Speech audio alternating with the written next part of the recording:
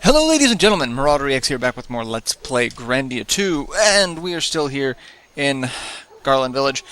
We got some stuff. We'll just take a quick look at some of that. Alright, so we got the Maken Valborg, or Maken Valborg, plus 100 attack, drains HP, is 10% damage. So yeah, that's going on Ryudo. We've got the Dark Armor still on Ryudo, and we got Demon's Tears, that we've had on +1 combo attacks. Soul of Asura, +2 combo attacks. That's just a straight upgrade. Gonna go ahead and keep all of the action and IP effects on everyone else, and the MP consumption.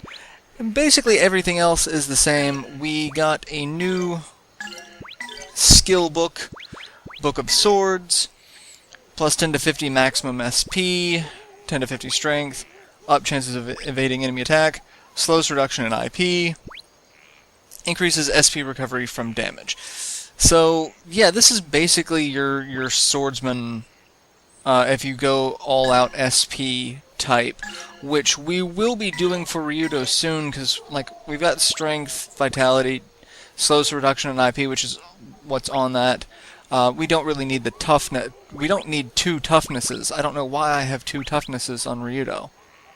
That makes no sense. I do not know why I did that. So we're gonna give him one of the not quite max life ups for now, and we're gonna power those up. We've got 7,000 coins. I need a bunch more magic coins, is what I need. Because really what I need to start leveling up is more of the spells, and I need, you know, some of the Gale. Like, I don't need those, but the extra speed for that, and I need to max out the chance, is what I need to do. So, I'm going to save up more of that for now, and we're going to leave the town, because we're pretty much done here. I've got some pretty bracelets that I can sell from the frogs, but not anything that can't wait till the next village. So we're gonna get to Captain Bacala, and we're just gonna have us leave. You look pained, lad, but yet you seem more at peace. That's how a man should look. Alright, the captain is the weirdest individual so far we've encountered in this game. So we're going to get back on the 50-50 and go east along the granite cliffs to the end of the sea. Heading toward the great cleft island of Arachna. That sounds very spidery, doesn't it? Arachnophobia. That's where I'm getting from this. Alright, so he asks if we're ready to leave, because once we leave, there's only so much we can do. And yeah, we're basically just gonna head out. We're gonna go get the Divine Sword. I mean, I guess you could power level back on Grail Mountain, since it is technically a field area, but you're getting ready to come to a new area with new enemies, which will be a little bit better, because that's what you'd want to power level off of. And the captain's talking about Elena having a look on her face, and even the captain can see that there's something between Elena and Ryudo. I mean, everyone knows that there's something between Elena and Ryudo.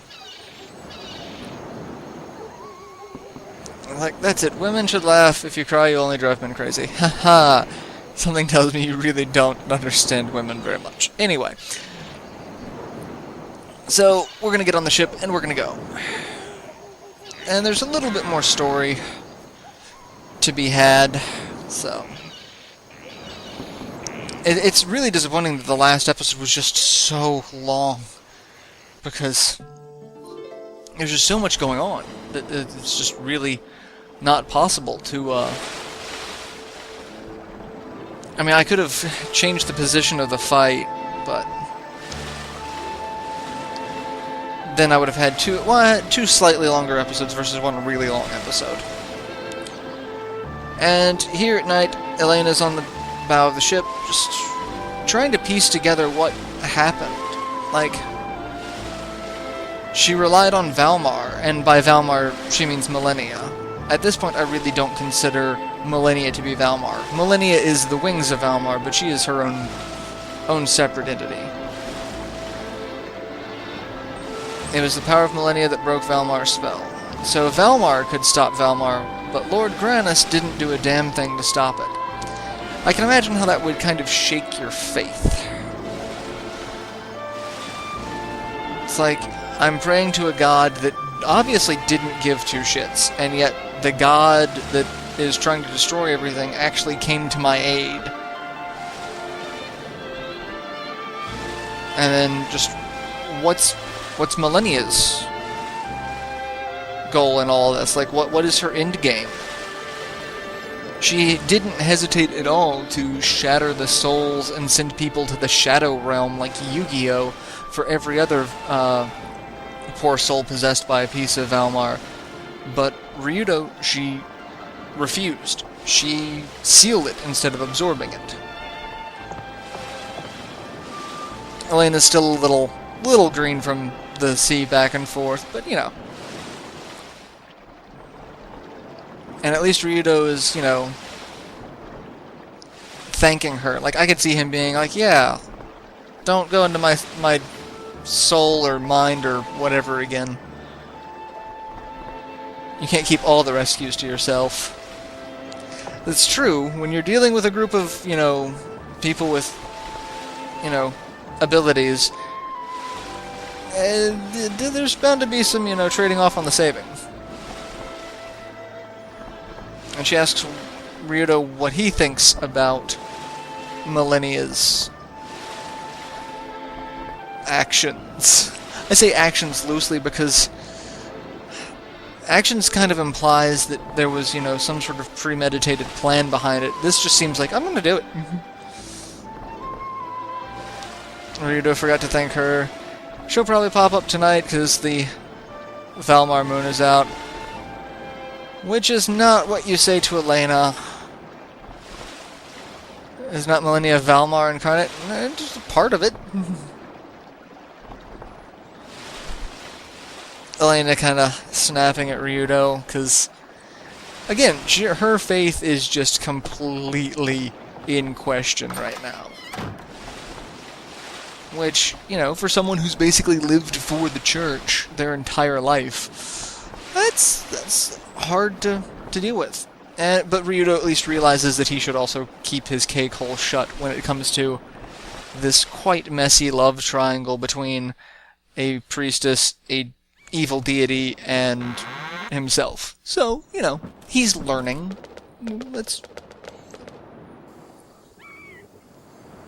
This must be the end of the world, friends. Well, that's depressing. Really? Rest your concerns. This place is familiar to me. So this is Marig's home. He's from this area, so praise Granus for you and your ship. Dios, I have provided no assistance. I desire to be of utility in the future. There's a whole lot of not killing Goku going on. May the course you set be ever true. A sailor's life be in the winds and tides, be they foul or fair, no amount of worrying will change their minds. And Rito's like, I won't bother wishing you well, because it's, you know, it's the captain's philosophy. Little wisdom before you leave. A saying among sailors, a man's got two hands, one he keeps for the ship, the other he keeps free. But I tell you, you might want to keep both hands free. You might want to keep both hands for someone else. Duty and freedom aren't the only things worth grabbing onto. Does that... I've never quite understood if he means both hands for one person, or, you know, a hand for Millennia, or a hand for Elena. Alright, so we have a save point, so we're going to go ahead and save it here before we go into the next field area. Save it here at the Garland, after the Garland Inn. And we're going to go inside Now we get some more talking. The sword which we seek lies to the east of the granite cliffs, if Melphus spoke in truth. Yeah, he didn't really have a reason to lie to us at that point. So he wants us to go a little out of our way to go to his village. So, yeah, we could gladly... I'd love to go see a Beastman village. Talk to the Elder about what's going on. Yeah, because at this point, Marig set off to extract revenge on Melphus. Melphus is dead. So, like, he's set out what he needs to do. Question is Marig going to leave us once we get to the village? And the same with Tio, because Tio is, you know... She's not going to leave Marig. She sees Marig as, you know, master, so... In any case, once we find the granasaber, I'll be about ready to punch out. So yeah, Ryudo's like, we're getting close to the end of our mission, which means the end of the job's over. I love how he sees saving the world as a job. Alright, and one of the gimmicks for this area is we are in a lush jungle with the stupidest plants ever. I mean, look at that. It's obviously some sort of carnivorous plant, and it just kind of derped into the ground after me. That's brilliant, is what that is.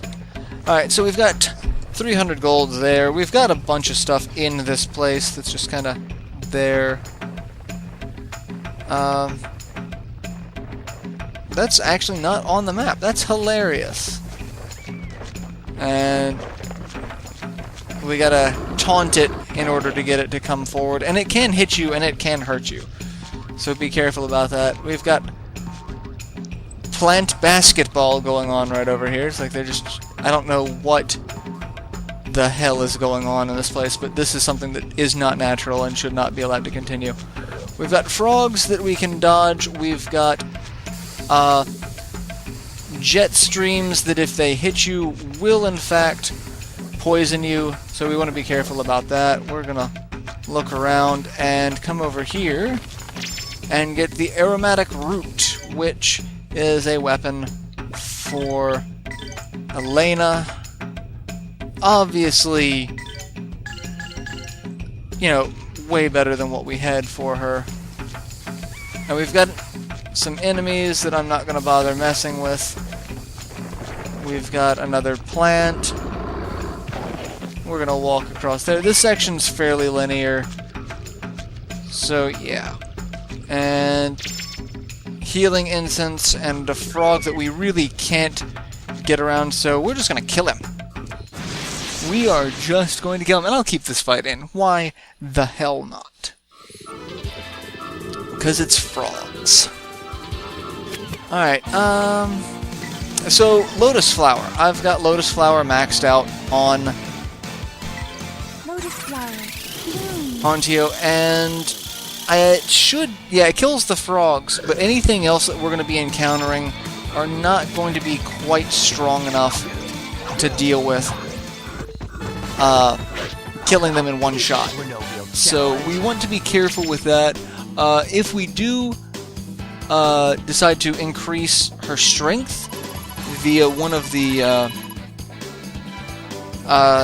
strength increase books, that change in strength would be just enough for her to be able to one-shot stuff with that. So, might be worth looking into. We've got that, which is just enemies, so we're going to ignore that. We're going to go around this way and down here, and we're going to get Sylph's Robe.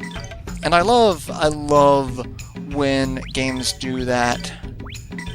We've got Sylph's Robe, 48 defense, level 2 wind resistance. Sure. Does that mean... Okay, so basically what she's currently got is the same as defense-wise. But I love it when they add in other mythical creatures like Sylph, Ifrit, you know, that sort of thing. I just love that. Alright, so we've got this little section, which we've got bad guys just kind of walking around. It really provides nothing, so that's nothing. And now we are in the Forest West 2 area, which is just a blast, because as you can see, it involves traveling on roots and stepping on plants to get them to do things. And then it's basically just a what am I doing? Because now I've got to get over there, and I don't know what I'm... It's like there's only so many ways I can go. Oh, okay, that's how I gotta go up and around, because that's how this works. Is you gotta pay attention to all of the now background. And we've got snakes, which are pretty much the same snakes we've dealt with. There are new enemies here. There's one new enemy, so we're just gonna kill stuff and have that be it. Because, you know, why not? Why not? And I've got Burn Flame, which is, I can't get all of them in range, but, you know, I can get 3, so that's fine. Oh, they did not die to... Oh, that's... Alright, yeah, we'll Lotus Flower. Kill one and stop the other one. See, just not enough to kill the second one. And they dropped something. And that one's dead, and then this one's dead. Perfect. They dropped some mushrooms. Red Goblin Toads. Red Goblin Toadstool, I believe, is what it's supposed to be. And I've mentioned that before, because I don't know what it did. It is a bomb item. Power 900 poison effect. So, you know, not the best, but, you know, stronger than the Gale Stone and the Electrum Stone. So, hey, that's not bad. I'm okay with that. I'm okay with that completely. Alright, so I'm gonna keep wandering around. We've got a Divine Talisman. I don't know what that does either. Let's see. Cuts SP consumption by 15%. That's painful, because I really want to keep the Soul of Asura on. But that would make Ryudo quite nasty, because his next ability that we have, now that we've beaten Melphis, he has another ability that he can learn. The Ultimate Esoteric Deadly Slash. It is Ryudo's version of Melphis's Demon Hell Slash, the one where he would jump up and stab the ground and the rune would appear, you know, causing damage on everything. And hey, look, new enemies. We're going to kill these guys. These guys are the new bad guys. Gigamantis, they are level 34, 1460 HP, defense of 218, movement of 80, action of 88, magic defense of 102, weak versus earth, strong versus lightning. They can drop a healing fruit or a dragon bone helm. So they are... oh, and hey, there's one with 2 bells, so there's a chance we could get one of those helms. Let's see. Let's see how they deal with fire damage. Oh, yeah, they don't deal with fire damage well. And dead, dead, and everyone's just gonna die. Dead. And hey, we got a helm. These guys were no real challenge. Let's see what... We got a healing fruit and the dragon bone helm, and they drop a ton of special coins. So that is just peachy. What does the dragon bone helm do? Let's see. Okay, so it's just a high defense. So I guess that will go on no one at the moment, because I've got... I mean... It's 10 better defense than what he's got. But I don't want to sacrifice the movement, so... Alright, we could have just gone around those guys. That's hilarious. Alright, and this thing is going to be used for that, and it just kind of walks us over.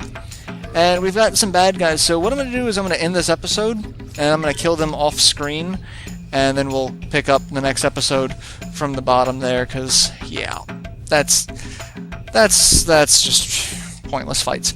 Not that I haven't edited out any pointless fight this episode. Anyway, so yeah, I'll catch you guys in the next installment. So till then, later everyone.